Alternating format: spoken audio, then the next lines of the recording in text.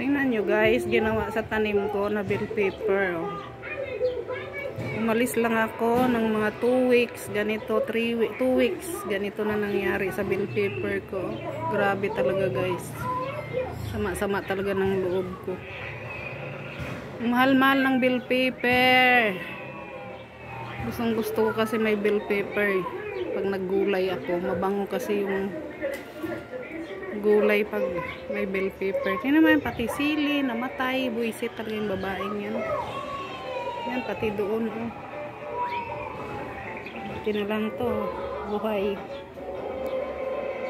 Palibhasa, hindi siyang nagtanim eh. Walang pakialam, ibinilin ko pa, bisbisan mo. Diligan mo.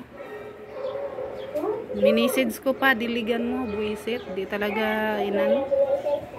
Ay, palibasa, walang pakialam.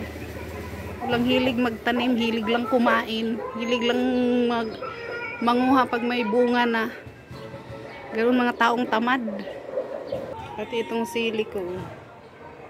Patay. Sila lang din naman ang gumagamit ng sili. Ayun, patay din. Oh. Sana maka-survive.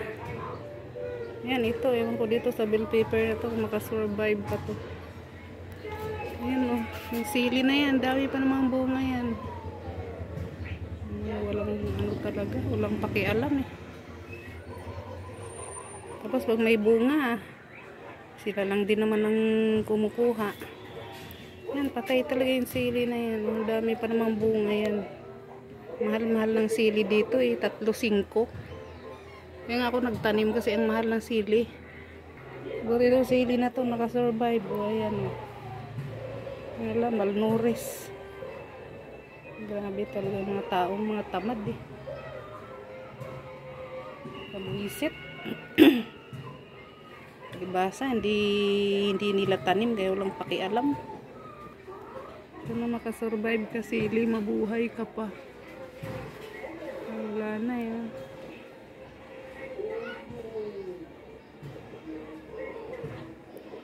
Itong bell pepper na to, ewan ko rito. Sakit-sakit talaga ng loob ko dito. Grabe, ang sarap talaga ingod-ngod. Taong tamad, walang pakialam. Kala mo naman ako lang yung kakain eh. Ako lang yung nakinabang eh. Ito, yung bell pepper ko dito, tinamnan ko na lang na. Ayan, may talong na. Tanim ulit ako ng pechay. Pechay, ano, tubuan na ulit. Tanim na lang ulit ako ng pechay. Tubuan na.